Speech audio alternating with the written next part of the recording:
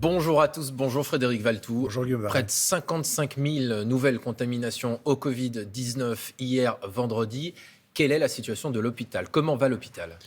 L'hôpital voit la vague monter et l'hôpital voit avec une certaine tension cette cinquième vague qui va le fragiliser, d'autant plus que ça fait 2 ans que les services hospitaliers, que les hospitaliers sont mobilisés sur cette épidémie et c'est vrai que les forces s'épuisent.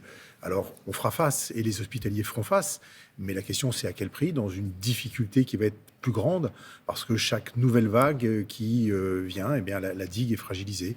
Et donc, les déprogrammations vont reprendre, ce qui n'est pas une bonne nouvelle. Les réajustements de services vont reprendre dans une situation où on est sur des tensions d'effectifs encore plus fortes que ces derniers mois. Donc, c'est vrai que ça va être compliqué pour les hospitaliers cette Mais fin est-ce que d'année. la digue dont vous parlez va tenir? Est-ce que l'hôpital va Oui, tenir? l'hôpital va tenir parce que, ne serait-ce qu'en déprogrammant, en réorganisant les services, on fera face à l'épidémie. Mais quand vous déprogrammez, il y a eu 3 millions d'actes médicaux déprogrammés en 2020 et 2021, c'est énorme. Et ce qui évidemment pose un problème de santé publique. Quand vous dites à des patients, revenez vous faire soigner plus tard, évidemment, ce sont des maladies que l'on détecte plus tard et des pertes de chance pour les personnes. Donc, le prix à payer pour les hospitaliers comme pour l'ensemble de la société, c'est un prix qui est lourd, chaque nouvelle vague. Et c'est pour ça qu'il faut aller vers la vaccination, il faut évidemment respecter les gestes barrières, tout ça. Et puis aussi, il faut que l'ensemble des professionnels se mobilisent, parce que l'hôpital ne peut pas être le seul rempart contre l'épidémie. Alors justement, vous avez un appel à lancer. De quel appel s'agit-il? Qu'est-ce que vous voulez dire? Mais je voulais simplement dire qu'on sait que les prochaines semaines vont être très difficiles pour l'hôpital. On sait que la période hivernale, c'est aussi celle des autres épidémies. Et on voit avec les services de pédiatrie, d'urgence, qui sont débordés par la bronchiolite. Donc il faut que l'ensemble des professionnels, et je pense notamment au secteur privé, refassent ce qu'ils ont fait lors de la première vague, se mobilisent aux côtés des hospitaliers et qu'on retrouve une sorte d'union sacrée sanitaire où tous les professionnels de santé, les hospitaliers, les libéraux, les médecins des cliniques se mobilisent contre l'épidémie et viennent soulager l'hôpital qui, vague après vague, effectivement, finalement, fait de plus en plus face tout seul. Et donc, c'est important que les privés, les cliniques, se mobilisent aux côtés des hôpitaux. Que peuvent faire de plus les médecins libéraux? Les médecins libéraux, ils font déjà leur travail. Mais là, moi, je parle des patients qui doivent être pris en charge. Vous avez évoqué le retour des gardes obligatoires, je crois. Il s'agit de quoi?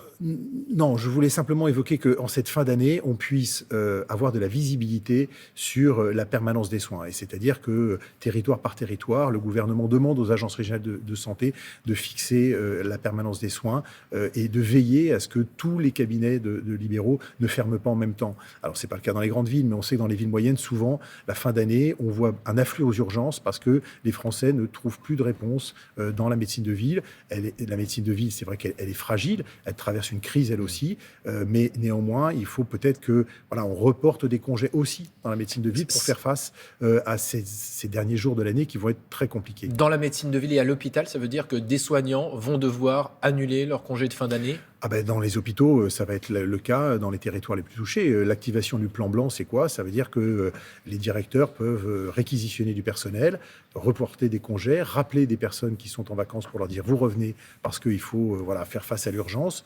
Et donc cette mobilisation-là, cette mobilisation générale contre cette cinquième vague, il faut qu'elle soit le fait de l'ensemble des soignants, quel que soit leur statut. C'est ça qui est important et pour que tout le monde reste mobilisé et qu'il n'y ait pas un afflux dans les derniers jours de l'année, parce qu'on sait qu'entre Noël et Jour de l'An, c'est toujours un moment critique, il n'y ait pas un afflux dans les services d'urgence, de manière à soulager autant que possible l'hôpital. Si on est tous main dans la main, l'ensemble des soignants sur le territoire, on y arrivera. Ça a été le cas pendant la première vague. Mais qu'est-ce qui change justement dans cette vague-là pour l'hôpital par rapport aux autres? Ce qui change, c'est que l'épuisement, la fatigue fait que l'absentéisme est un peu plus élevé. Et puis, il y a des gens qui ont quitté le métier. On a à peu près 10 à 12% d'absentéisme, c'est-à-dire 3, 4, 5 points parfois de plus qu'habituellement. On a des gens qui ont quitté le métier. On a aussi des soignants qui manquent et donc qui obligent à fermer des lits. Et donc, on a aujourd'hui un hôpital qui a dû réduire la voilure parce qu'on est en manque de soignants pour mettre autour des patients.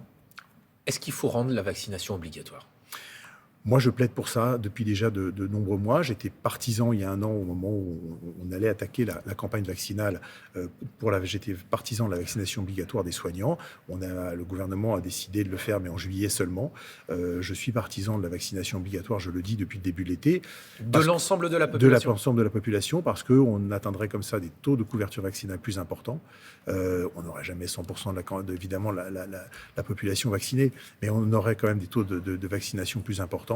Et ça permettrait effectivement de préserver l'hôpital, parce que ça permet de préserver des formes graves. On le voit aujourd'hui dans les services de soins critiques à l'hôpital. 90% des patients qui sont pris en charge sont des patients qui ne sont pas vaccinés. Frédéric Valletoux, il y a téléspectateurs qui doivent regarder, qui nous disent malheureusement ça fait presque 2 ans qu'on est dans cette pandémie. On n'a tiré aucune leçon de ces 2 années de crise.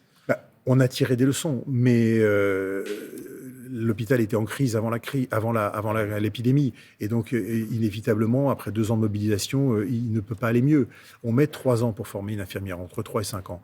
On met 10 ans, de 10 à 15 ans, en fonction des spécialités, pour former un médecin. On voit bien qu'on ne pouvait pas inverser la vapeur d'un système de santé dont la première faiblesse, c'est le manque de soignants, le manque de médecins, le manque de personnel. C'est ça qui affecte ce système de santé. Des carrières pas assez attractives à l'hôpital, trop de charges de travail. Donc ça fait on avait 30% de postes vacants avant la crise à l'hôpital. Donc ces tensions sur les services, ils existaient avant.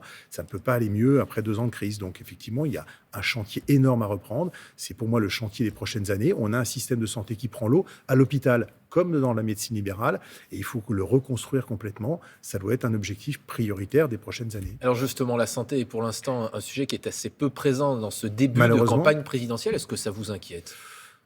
La campagne démarre, donc moi je suis un optimiste et il va falloir qu'effectivement les Français rappellent aux candidats qu'une de leurs priorités, on le voit dans certains sondages, c'est bien qu'on leur parle de santé, surtout après 2 ans de crise, et surtout qu'ils ont vu à quel point le système de santé était fragile, voire en grave crise. Et puis la fédération hospitalière que je préside, on souhaite faire en sorte que la santé soit un des sujets du débat. Le 17 mars, on a d'ores et déjà prévenu tous les candidats, en tout cas tous les candidats déclarés, qu'on allait les inviter pour être auditionnés par les hospitaliers, pour qu'ils puissent développer quelle est leur vision de la santé. Je rappelle que la santé, c'est un des grands acquis de notre système, c'est un des grands acquis de notre système républicain, et qu'il faut le préserver. Il prend l'eau, médecine libérale, médecine hospitalière. C'est pas qu'en pensant qu'à l'hôpital, c'est vraiment tout le système qui est à revoir, et c'est un chantier de plusieurs années. Et la fédération hospitalière dira, notre candidat, c'est lui ou c'est elle ? Non. En tout cas, la fédération hospitalière mettra des propositions sur la table et verra effectivement si ces propositions peuvent intéresser les candidats. On n'est pas là pour choisir, on est là pour pousser des idées, et on est là pour surtout pointer le fait que la santé ne doit pas être un sujet oublié de la campagne présidentielle, parce que sinon c'est ce système que l'on connaît, universel, accessible à tous, qui permet quand même d'avoir accès à tous, pour tous aux meilleurs soins, qui va disparaître. Et ce système qu'on a mis des dizaines d'années à construire, qui pendant longtemps a été envié, mais qui, par beaucoup de pays dans le monde, mais qui aujourd'hui traverse une grave crise, c'est ce système qu'on va voir s'effilocher et qu'on voit s'effondrer. Et donc il faut absolument le rebâtir.